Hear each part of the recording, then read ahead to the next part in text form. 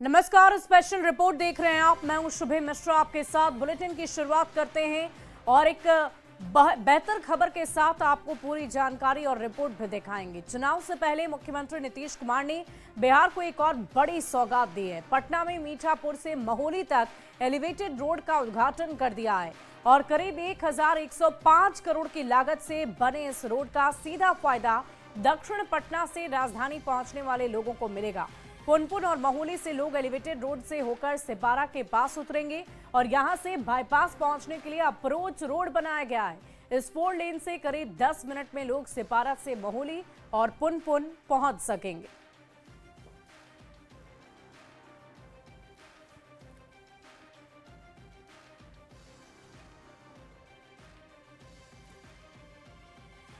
जो है झूला है, लोग रेंग रेंग का ट्रैफिक चलती थी, अब हवाई जहाज की तरह चलेगी और यहाँ से लेकर के गया तक के लोगों को, इधर जो है नालंदा तक के लोगों को बहुत बड़ा फायदा मिलने वाला है।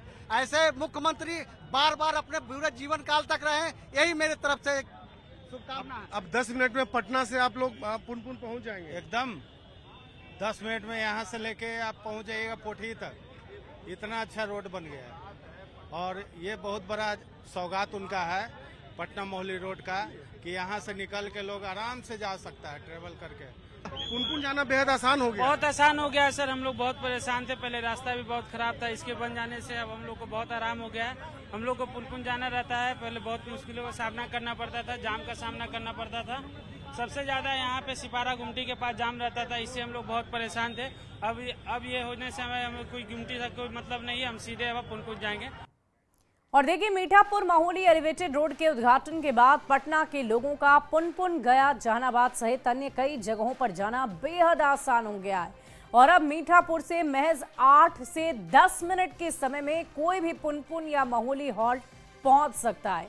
सीएम के उद्घाटन के बाद न्यूज 18 की टीम ने भी इस सफर में लगने वाले समय की पड़ताल की तो मीठापुर से एलिवेटेड सड़क पार करने में सिर्फ 7 से 8 मिनट समय लगा, जबकि उसी सड़क को नीचे से या कह लें कि पुराने रास्ते से सफर करने में आज भी 20 से 25 मिनट का समय लग रहा है। मीठापुर महोली एलिवेटेड का आज मुख्यमंत्री ने उद्घाटन कर दिया। अब इस एलिवेटेड से पुनपुन जाना बेहद आसान हो गया है। अब महज 10 मिनट में आप पुनपुन पहुंच सकते हैं और हम इस वक्त इस यात्रा को भी करेंगे। मुख्यमंत्री ने उद्घाटन किया, उसके बाद अब हम आपको दिखाएंगे। देखिए, लगभग 11:49 हो रहे हैं और हम भी इस सड़क पर यात्रा करेंगे और देखेंगे कि वाकई जहां तक ये सड़क बनी है महोली तक, वहां तक जाने में कितना वक्त लगता है। बिल्कुल, देखिए, ये जो मीठापुर महोली हॉल्ट का जो एलिवेटेड है उसकी यहाँ से शुरुआत हो रही है और अब हम एलिवेटेड पर चढ़ चुके हैं। आगे पथ निर्माण मंत्री का काफिला है और मुख्यमंत्री ने भी इसका उद्घाटन किया है। पहले पुनपुन या फिर कह लें परसा जाने में ही काफ़ी मशक्कत करना पड़ता था, लोगों को काफ़ी वक्त लगता था। यदि पटना से परसा जाना हो तो कम से कम आधा घंटा से 45 मिनट का समय लगता था, वो भी जब जाम की स्थिति न हो तब। लेकिन अब इस एलिवेटेड सड़क के बनने के बाद कितना समय लगता है यह भी हम आपको बताएंगे। बेहद आसान हो गया है। अब जिन्हें गया जाना है, जिन्हें जहानाबाद जाना है, पुनपुन मसौढ़ी जाना है, या फिर जो रिंग रोड, जो पटना का रिंग रोड बन रहा है, उस रिंग रोड से भी इसकी कनेक्टिविटी होगी। तो कुल मिला के कहा जा सकता है कि एक बड़ा तोहफा और सरकार के द्वारा एक बड़ी पहल। और यह जो क्षेत्र है, यह मुख्यमंत्री नीतीश कुमार का संसदीय क्षेत्र रहा है। यहाँ से कई बार मुख्यमंत्री नीतीश कुमार चुनाव जीत करके संसद में पहुँचे हैं। तो ऐसे परिस्थिति में यह सड़क और भी महत्वपूर्ण हो जाता है। मुख्यमंत्री ने अपने भाषणों में कई बार इस सड़क का जिक्र किया कि जब वो पटना से पुनपुन जाते थे तो काफ़ी मुश्किलों का सामना करना पड़ता था और अब हम आपको दिखा रहे हैं कि किस तरीके से आप महज कुछ मिनटों में ही पुनपुन तक पहुंच गए हैं। तो लगभग 8 से 9 मिनट में हम यहाँ पहुंच चुके हैं महोली के पास और देखिए 11:57 हो रहा है और कहा जा सकता है कि कितना कम समय में हम लोग यहाँ तक पहुँच गए। यह कहीं न कहीं एक बड़ी सौगात है बिहार के लोगों के लिए कि आप महज 5 से 7 मिनट में मीठापुर से महोली तक पहुंच जाएं, एलिवेटेड रोड से दूसरी तरफ चले आएं। और न्यूज 18 की टीम ने पुराने रास्ते से भी सफर करके टाइम को चेक किया है। पुराने रास्ते से सफर करने में तकरीबन 20 से 25 मिनट का वक्त लगा।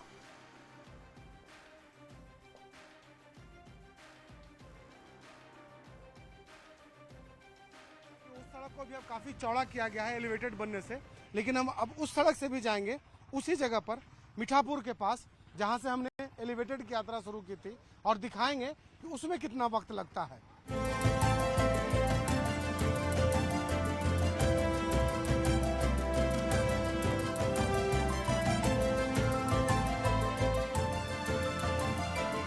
तो बिल्कुल वाकई सफर जो है वो काफी आसान हो गया है। जब हम एलिवेटेड के ऊपर से गए, जो जिस सड़क का निर्माण कराया गया है, तो हमें तकरीबन 7 से 8 मिनट का वक्त लगा। लेकिन जब हम पुराने रास्ते से, जिस रास्ते से पहले से लोग आया जाया करते थे और काफ़ी कठिनाइयों का सामना करना पड़ता था, उस रास्ते से हम आए हैं, तो 12 बज के लगभग 17 मिनट होने को जा रहा है, हम यहाँ पर पहुँचे हैं। तो कहा जा सकता है कि आने में तकरीबन हमें 15 से 20 मिनट का समय लगा, वो भी तब जब मुख्यमंत्री का यहाँ काफिला आ रहा हो, जब दुकानें बंद करा दी जाती हैं, सड़कों को खाली करा दिया जाता है, तब हमें 15 से 20 मिनट का समय लगा। और आप अंदाजा लगाइए कि जब आम दिनों में लोगों को जाना होगा तब कितना वक्त लग सकता है। साफ तौर पर कहा जा सकता है कि कम से कम आधा घंटा से 40 मिनट का वक्त लगेगा आम दिनों में, लेकिन अब सिर्फ 10 मिनट में मीठापुर के इस गोलंबर से महोली हॉल्ट तक पहुंचा जा सकता है। कैमरा पर्सन अजय दुबे के साथ शैलेंद्र, न्यूज़ 18 पटना।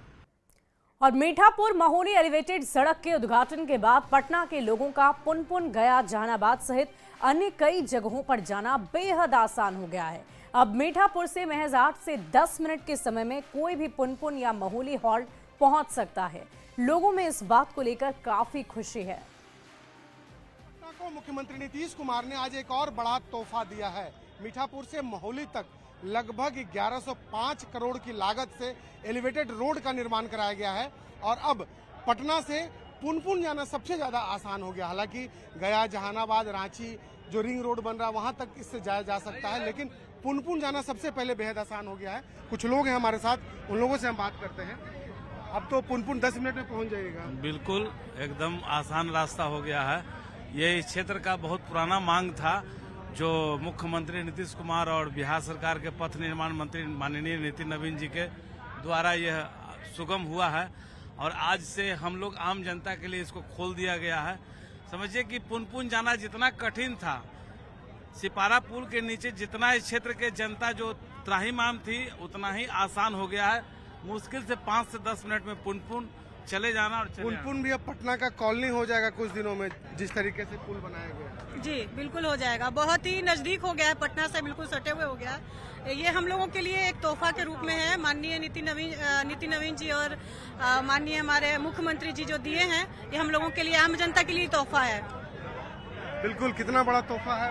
बहुत बिहार का बहुत बड़ा तोहफा मिला है हम लोग को। ये बहुत बड़ा सौगात है, डबल इंजन सरकार का हम लोग का यहाँ पर है। इससे बहुत लोग यहाँ का विकास होगा।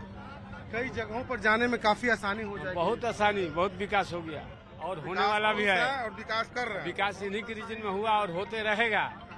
हाँ। डबल डेकर पुल का भी कुछ दिन पहले उद्घाटन हुआ, और अब पुनपुन एलिवेटेड। अभी 2 पुल ब्रिज का और उद्घाटन होने जाना है। जून महीने में 2 ब्रिज का और उद्घाटन होने जा रहा है, इसलिए सब रास्ता हम लोग को सुगम सक्षम हो जाएगा, नजदीक हो जाएगा, हर कुछ पास में हो जाएगा। गया जाना, जहानाबाद जाना, पुनपुन जाना, इसे तो काफी आसान हो गया आप लोग। काफी आसान तो हो गया है भैया, लेकिन इस सिपारा पुल पे 3-3 घंटा 4-4 घंटा जाम लगता था।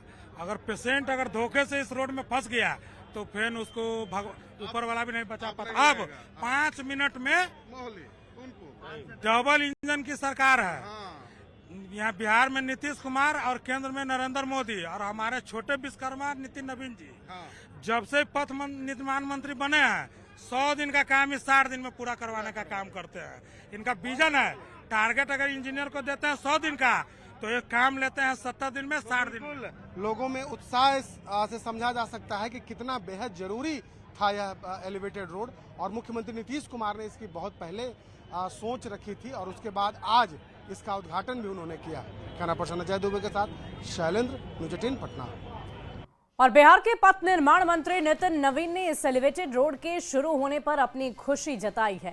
नितिन नवीन ने कहा कि पटना से दक्षिण गया, जहानाबाद सहित रांची तक जाना बेहद आसान हो गया है और लोग अब कहीं भी जाम में नहीं फंसेंगे। हमारे साथ पथ निर्माण मंत्री नितिन नवीन जी हैं। नितिन जी, एक बड़ी सौगात मुख्यमंत्री के संसदीय क्षेत्र को, क्योंकि एक लंबे समय तक मुख्यमंत्री इस क्षेत्र से सांसद भी रहे। देखिए, माननीय मुख्यमंत्री जी का पूरा राज्य उनका क्षेत्र है। निश्चित रूप से पुनपुन की जनता का प्यार शुरू से राजनीतिक जीवन में उनका रहा है। बख्तियारपुर उनका संसदीय क्षेत्र रहा है बार। मैं ये कह सकता हूँ कि आज जिस योजना को सौगात दिया है, इस मीठापुर मोहली 1100 करोड़ की योजना में पटना शहर के अंदर और बाहर जाना आसान हो गया। और दूसरी जो सबसे बड़ी बात है, इस मीठापुर मोहली से आप पटना रिंग रोड से बहुत नजदीक हो गए, यानी पटना रिंग रोड आप सीधे अटैच हो रहे हैं। तो पटना रिंग रोड से शहर के विस्तारीकरण को एक बहुत बड़ा फायदा हो रहा है। तो मीठापुर मोहली दक्षिण पटना का जो भाग है, जो रिंग रोड का, उससे अब आप सीधे कनेक्ट हो रहे हैं और इसका लाभ पटना शहर के विस्तारीकरण में मिलेगा। माननीय मुख्यमंत्री जी की ये सौगात निश्चित रूप से पटना शहर के डेवलपमेंट में और खास करके उसके विस्तारीकरण में बहुत फायदा करेगा। और देखिए, मीठापुर महोली एलिवेटेड सड़क के उद्घाटन के बाद पटना के लोगों का पुनपुन, गया, जहानाबाद सहित अन्य कई जगहों पर जाना बेहद आसान हो गया है। और इस एलिवेटेड रोड में बनने पर पूर्व सांसद रामकृपाल यादव ने कहा कि इस क्षेत्र में सीएम नीतीश कई बार सांसद रह चुके हैं। लोगों को कितनी तकलीफ होती थी वे सब कुछ जानते हैं। बहुत बड़ा तोहफा दिया है माननीय मुख्यमंत्री जी ने, और भारत की सरकार संयुक्त रूप से इसमें राशि आवंटित की और मुख्यमंत्री का विजन था। उसका सबसे बड़ा कारण यह है कि मुख्यमंत्री इस क्षेत्र से लगातार 5 बार सांसद हुए। बाद के दिनों में हम हो गए, तो वो कठिनाई को, परेशानी को, दर्द को, पीड़ा को जो जनता का था, उसको एहसास किया था। हाल ही में हुए अहमदाबाद प्लेन हादसे के बाद लोगों की जहन में डर और दहशत है और इसी प्लेन क्रैश के दौरान इकलौता यात्री प्लेन के इमरजेंसी डोर से बचकर बाहर आ गया।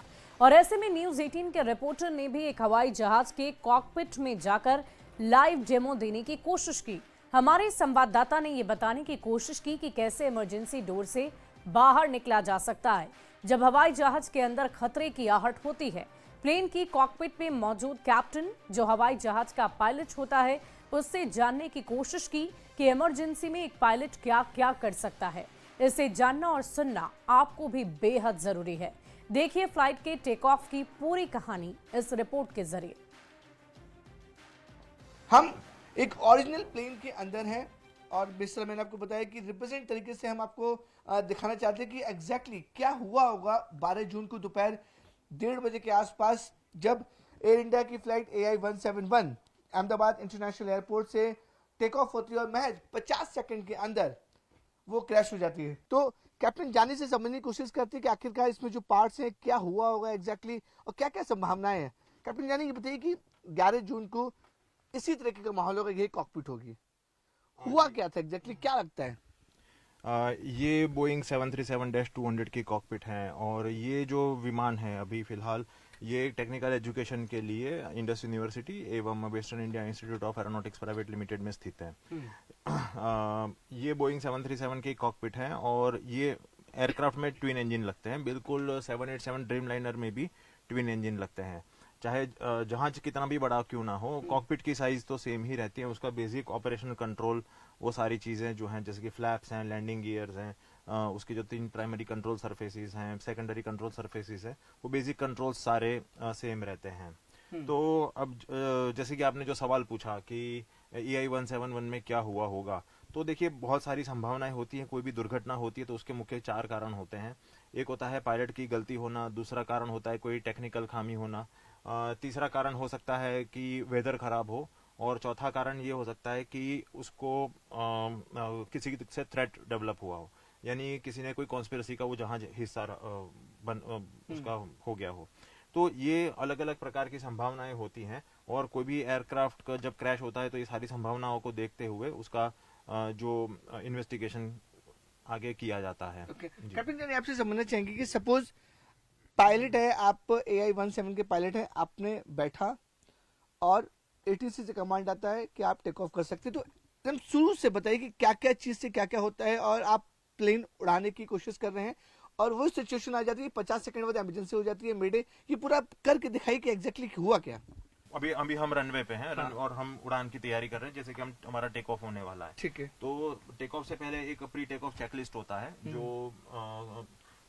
जो पायलट होते हैं जो पढ़ते हुए और सारी जैसे कि चेक करते हैं। कैसे चेक करते हैं? कैसे जैसे कि सब? आपका जैसे कि ये अल्टीमीटर हो गया। हाँ। अल्टीमीटर में प्रेशर सेट करना होता है। हाँ। फिर फ्लैप सेटिंग करते हैं। तो फ्लैप जो होता है वो ऐसे ये फ्लैप है? हाँ जी, फ्लैप है ये।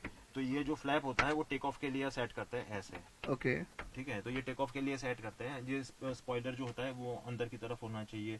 फिर थ्रॉटल जो है वो आइडल पे होना चाहिए। आपकी ब्रेक लगी हुई होनी चाहिए। सारे इंस्ट्रूमेंट्स हम चेक एंड सेट करते हैं। जो ब्रेक्स हैं वो को पायलट और कैप्टन ऑपरेट कर सकते हैं? दोनों कर सकते हैं। इवन ये जो कंट्रोल कॉलम है, कंट्रोल कॉलम भी इंटीग्रेटेड होता है। दोनों कंट्रोल कॉलम जो होता है। कैप्टन ये नहीं बताइए कि अगर आप बैठे हैं और आपको एटीसी ने परमिशन दिया कि you can go take off, तो पूरा प्रोसेस करके दिखाइए आप हमें। अच्छा, तो हमें टेक ऑफ करने से जब टेक ऑफ क्लियरेंस देते हैं तो हम उसको एक्नॉलेज करते हैं और उसको पहले ब्रेक रिलीज कर देते हैं हम। ओके, ब्रेक रिलीज जो कर देते हैं, जो ये रडर पेडल होते हैं, रडर पेडल के ऊपर की तरफ ये ब्रेक है। हम जैसे कि ब्रेक रिलीज कर दिया हमने। ठीक है ये, और फिर ये थ्रॉटल उस वक्त आइडल पे होते हैं। Okay, idle mean what layman की भाषा में? आइडल पे मतलब वो अपनी मिनिमम रफ्तार पे होते हैं। अच्छा, ठीक है जी।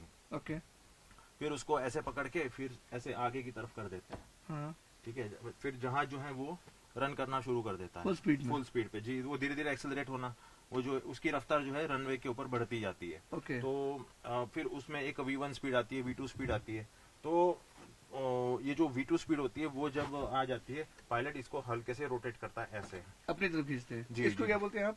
इसे कंट्रोल कॉलम कहते हैं। Control column. ये बोइंग जैसे विमानों में ये जो होता है कंट्रोल कॉलम होता है। ओके। कैप्टन नहीं बताइए अगर AI सपोज आप AI 171 में है और 40 सेकंड क्या हुआ, क्या क्या संभावनाएं हो सकती कि पायलट नहीं कर पाया और क्या बातचीत हुई होगी और किस तरह से पायलट ने पूरी कोशिश की होगी कि वो टेक ऑफ कर जाए, सेफ लैंडिंग कर जाए, कुछ हो जाए, बचा ले अपने आप को? हाँ, देखिए वैसे तो अभी ये जो पूरा मामला है वो अंडर इन्वेस्टिगेशन है। ब्लैक बॉक्स से रिकवर हुआ है जी। ब्लैक बॉक्स की जो, हाँ जी, ब्लैक बॉक्स का जो डेटा मिलेगा वही ऑथेंटिक माना जाएगा। मगर जो संभावनाएं हम सोच रहे हैं, देखिए सबसे पहले तो इसमें कोई पायलट की एरर हो वैसा तो प्राथमिक नजर में नहीं दिखाई दे रहा है, क्योंकि पायलट्स ने बहुत ही प्रोफेशनली ये मैटर को हैंडल करने की कोशिश की है। और जो शायद जो जैसे मेरे पास जो इन्फॉर्मेशन है उसके हिसाब से उसमें उन्होंने मेडे भी मैसेज रिले किया हुआ है। कैसे होता है? नहीं, मेडे का मतलब होता है जब कोई इमरजेंसी आ जाती है, जहाज काबू में नहीं रहता है, जैसे कि आग लग जाती है या कोई कंट्रोल फेल हो जाता है। हाँ। जहाज हाइट लूज करने लगता है, क्रैश होने की संभावनाएं बढ़ जाती है, तब पायलट जो होता है वो मेडे मैसेज को रिलीज करता है। क्या हुआ होगा कि इस कॉकपिट में आप हैं, सपोज सौरवाल जी इसको ऑपरेट करे, क्या हुआ होगा? जहाज जो है वो धीरे धीरे बैठ जा रहा है, यानी वो लॉस ऑफ थ्रस्ट भी हो सकता है। थ्रस्ट कम हुआ हो या थ्रस्ट चला गया हो, टोटल कट ऑफ हुआ हो थ्रस्ट, ऐसा भी हो सकता है। मगर जैसे कि मैंने कभी सुना नहीं है कि दोनों इंजन एक साथ फेल हो जाए और विदाउट एनी कॉज। अगर बर्ड हिट होता है और इंजन डैमेज हो जाते हैं, इंजन शटडाउन कर जाते हैं, तो ऐसा तो सुनने में आया है। मगर ऐसे ही चलते चलते दोनों इंजन बंद हो जाए तो ऐसा तो कभी सुनने में नहीं आया। क्यों गिरा वो? मगर लॉस ऑफ थ्रस्ट इसकी वजह से हो सकता है। जनरली अगर इंजन ठीक से काम कर रहे हैं और कंट्रोल्स ठीक से काम कर रहे हैं तो जहाज हवा में तो हम बना ही सकते हैं। उसको मेंटेन कर सकते हैं। अगर थ्रस्ट नहीं मिल रहा है तो क्या क्या इसमें ऑपरेशन कर सकते हैं? अगर सपोज थ्रस्ट नहीं मिल रहा है तो थ्रस्ट नहीं मिल रहा है तो मैंने जैसे आपको बताया उसमें दो तरीके होते हैं। एक तो सपोज आपके पास इंजन रिस्टार्ट करने का मौका ही नहीं है, आपके पास टाइम ही नहीं है, तो इंजन को अगर रिस्टार्ट करने का आपके पास टाइम नहीं है तो आपका तो एक ही काम रहता है कि जहाज को हो सके उतना संभालो और रिहायशी इलाकों से दूर ले जाओ। हमने सिर्फ आपको रियल प्लेन में ये समझाने की कोशिश की क्या क्या संभावनाएं हो सकती है ये रियल कॉकपिट में, जो कैप्टन जानी ने हमें और अपने दर्शकों को समझाने की कोशिश की एग्जैक्टली क्या हुआ होगा, क्या क्या संभावनाएं होंगी जिसकी वजह से इतना बड़ा प्लेन हादसा अहमदाबाद में हुआ। अहमदाबाद से कैमरामैन कल्पेश के साथ विवेक गुप्ता, न्यूज़ 18 इंडिया। और अब बात सिल्क सिटी भागलपुर की करेंगे और इस शहर की पहचान हमेशा से एक सिल्क सिटी के रूप में रही है। यहाँ के सिल्क से बनी साड़ी और दूसरे कपड़े न सिर्फ देश में बल्कि विदेशों में भी काफी लोकप्रिय हैं। यहाँ के सिल्क की वैश्विक पहचान होने के बावजूद बुनकरों की हालत काफी खराब है।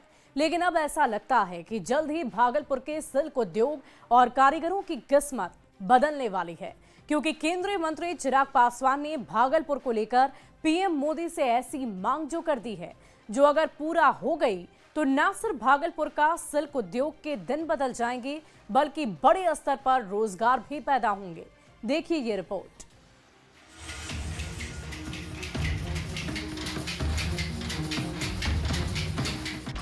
सिल्क के बुनकरों के बदलेंगे दिन। भागलपुर में बनेगा मेगा टेक्सटाइल पार्क। चिराग ने बुनकरों में जगाई नई उम्मीद।